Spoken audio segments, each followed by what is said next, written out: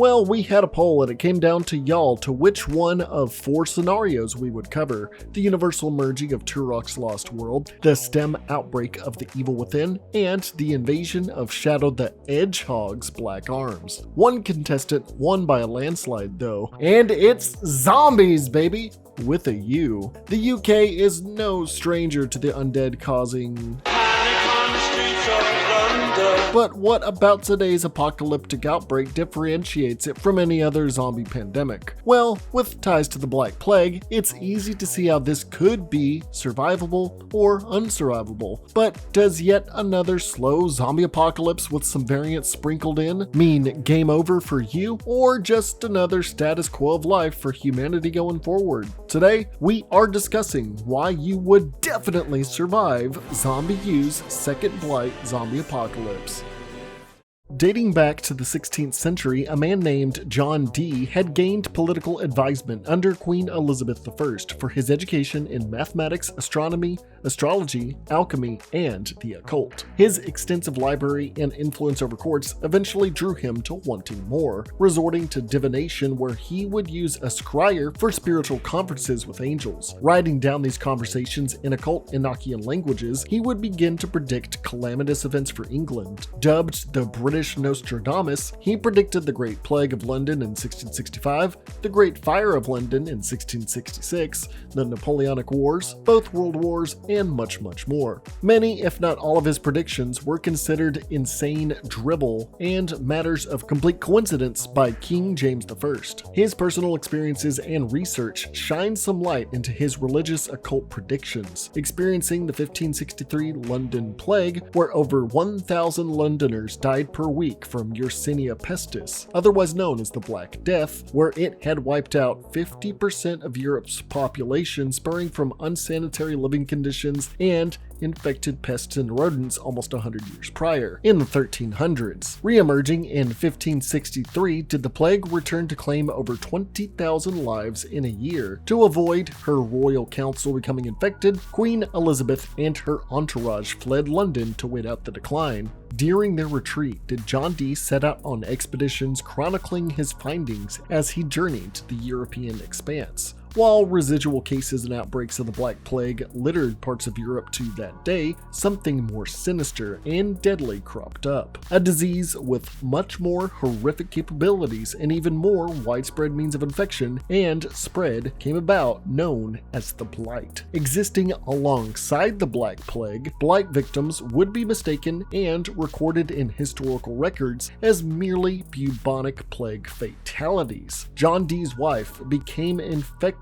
with the Blight disease, and upon attempting to procure a book that would contain the supposed cure-all, the know-how to create a panacea, did he find his entire home library was ravaged and stolen. He thought he knew the way to cure this. This virus was creating zombies and undead cannibals in pockets near London. Small populations of people would struggle to take on both the Black Death and this new threat at the same time. However, the outbreak would quickly be quelled. How it was done, how these zombies were all taken out is completely unknown, although the Great Fire of London in 1666 may have been a factor. The annals of history would stick to the Black Death being the culprit behind all of this though. This would not be the last time the Blight would rear its ugly, barely known head though. Right before his death, John Dee made one final prediction called the Black Prophecy, stating that the re-emergence of the Blight would occur in 2012 to be known as the Second Blight, as a horrific, more virulent, and incurable disease that would sweep London, if not the rest of the world. The Blight and the Black Prophecy would remain a very little known fact, only known to a select few, known as the Ravens of Dee, a secret society formed in the 17th century by King Charles II to continually work to prevent the predictions of John Dee, specifically the penultimate prediction of the Black Prophecy.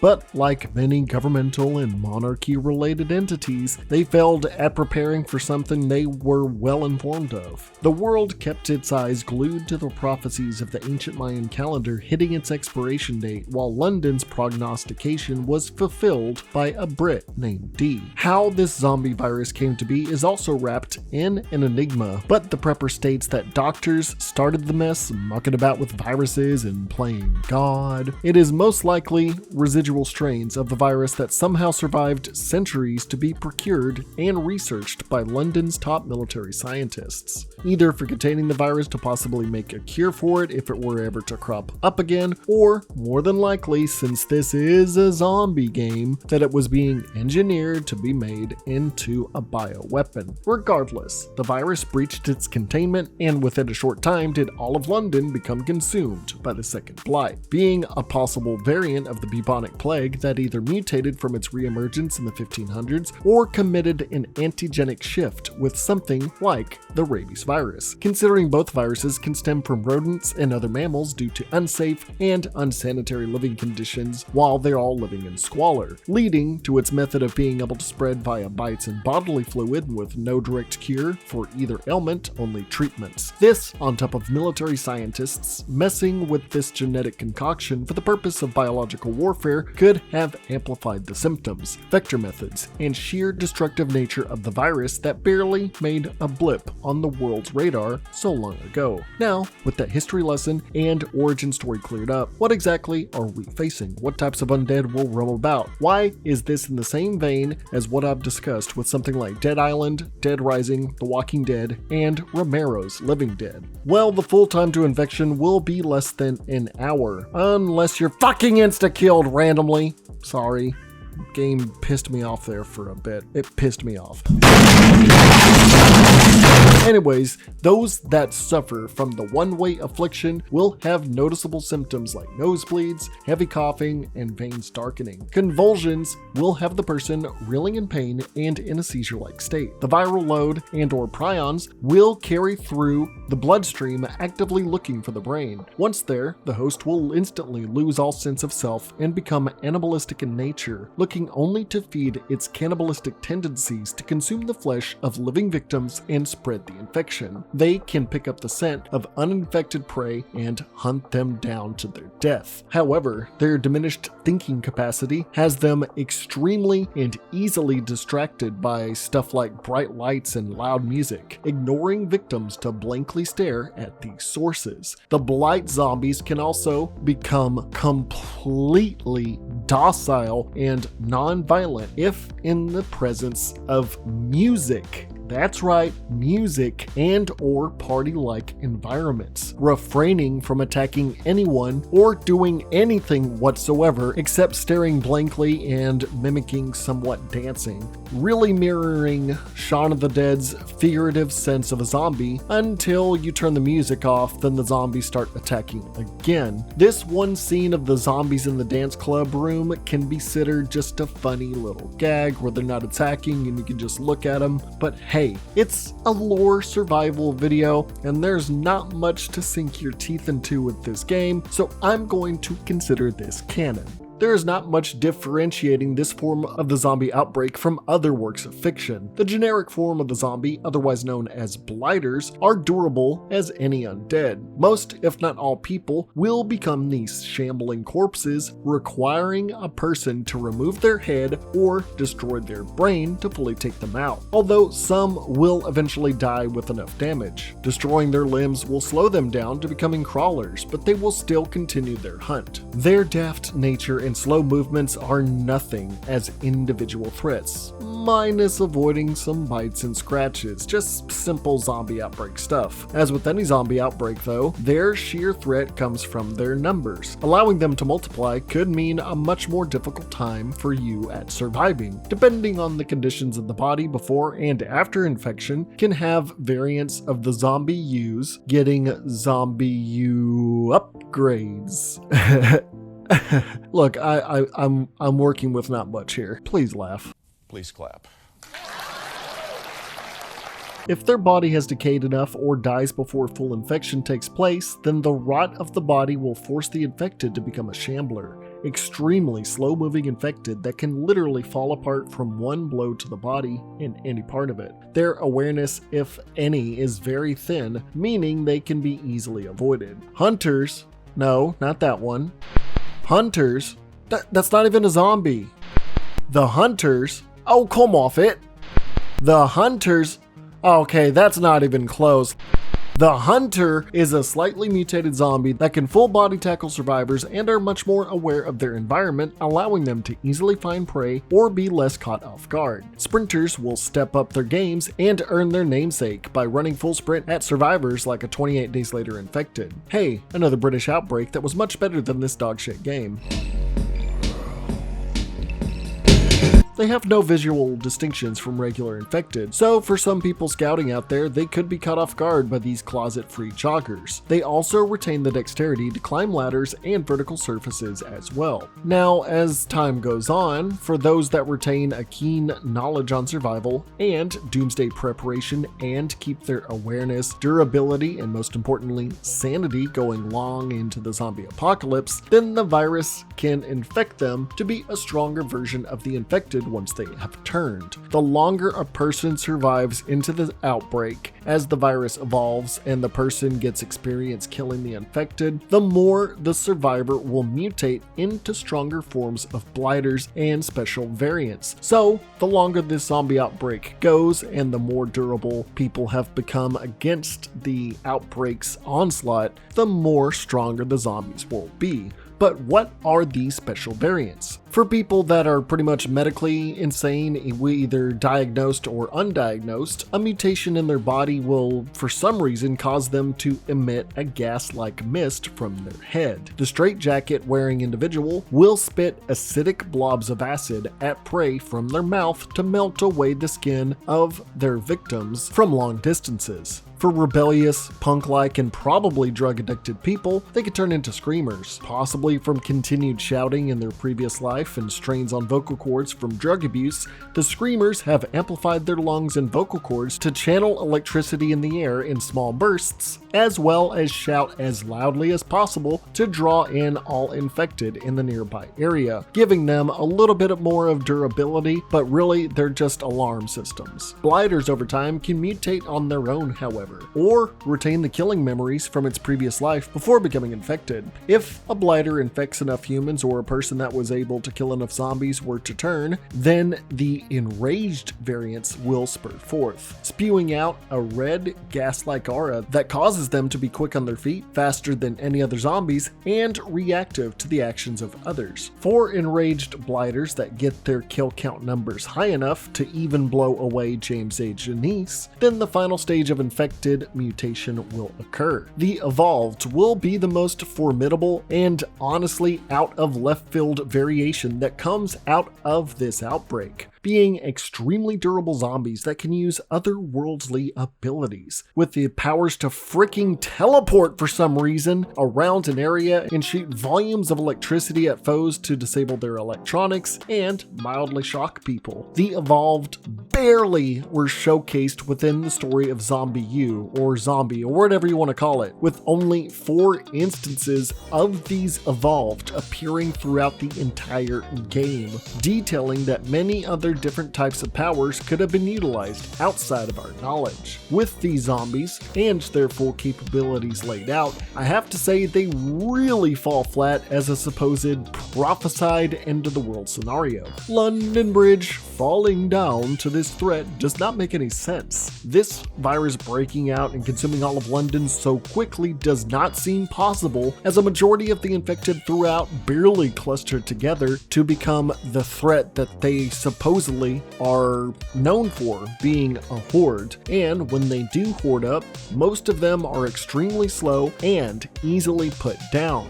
While it's easy to compare an infection taking over London to that of 28 days later, at least with the rage virus, the transmission method of any drop of blood, saliva, scratch, or bite would mean someone turning fast, with full sprint infected, ravenously attacking, always on the move against a populace not knowing what the hell is going on. The second Blight's infected barely maneuver enough to make a threat, unless you're literally by yourself in an already apocalyptic London, and that is saying something. Lack of gun means aside, people would be quick to discern this kind of threat and start taking out the infected before it got to catastrophic levels. Of course, there's the tried and true method that I've brought up time and time again of some people being unable to kill their friends and loved ones that have turned, or being unable to come to terms with this horrific reality and succumbing to being bitten or just dying flat out. As I've stated in my Walking Dead and Romero videos, society would acclimate quickly with this. The advent of the idea of zombies would just become a part of life. We would acclimate. Humanity has persevered before.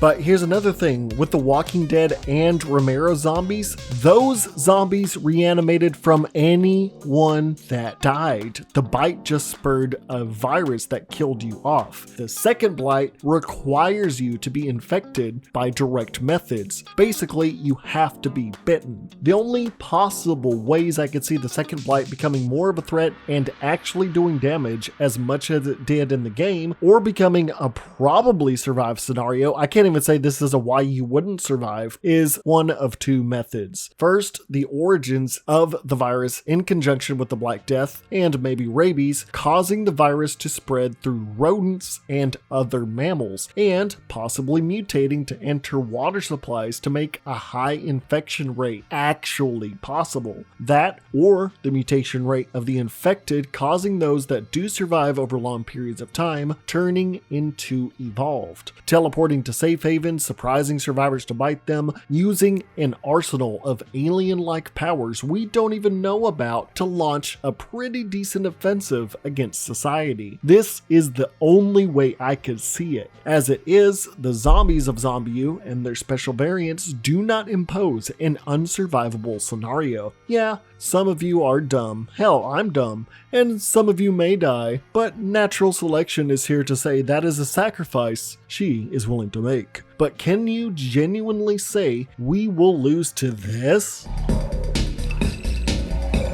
The zombies here are all too far and few between, too distracted. Variations offering little to nothing in exchange for overall deadliness. Any person could quickly learn that loud music effectively is a literal turnoff for these zombies, and once the music turns on, boom, easy pickings.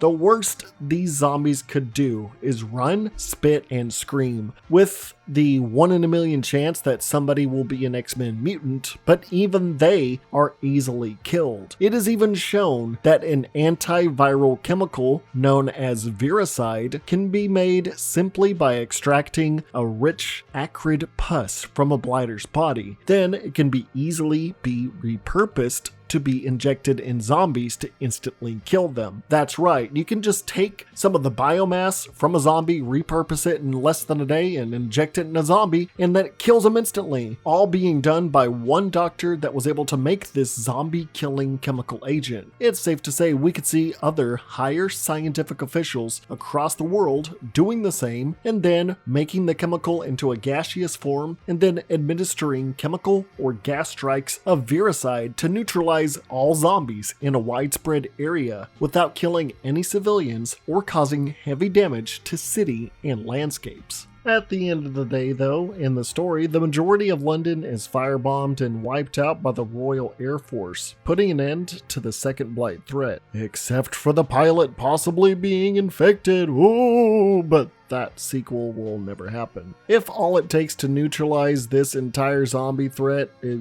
just music, like it's some sort of dollar store Mars Attacks ending, then all I can see is that this goes in my top 5 most survivable why you wouldn't survive scenarios. Yeah, I mean, I usually end these videos with some kind of cryptic monologues, but I'm gonna do a review. All I have to say is this game feels like a rushed, buggy mess that was made to fill a zombie-shaped hole in the Wii U's library, and when it didn't make enough money, it was just slapped onto Xbox and other platforms. And it was originally being developed as a wacky alien shoot 'em up, but we never got that. Now, the lore of the game is pretty interesting. The actual real-life person of John Dee being repurposed to be some prophetic person because of his angelic writings was neat, and the whole library thing and him being active and knowing how the zombie thing was. But the repetitiveness of the game, the shallow attempt at diverse playthroughs by making new survivors each time you die, and having multiple endings all being dependent on the game not fucking you over with shit mechanics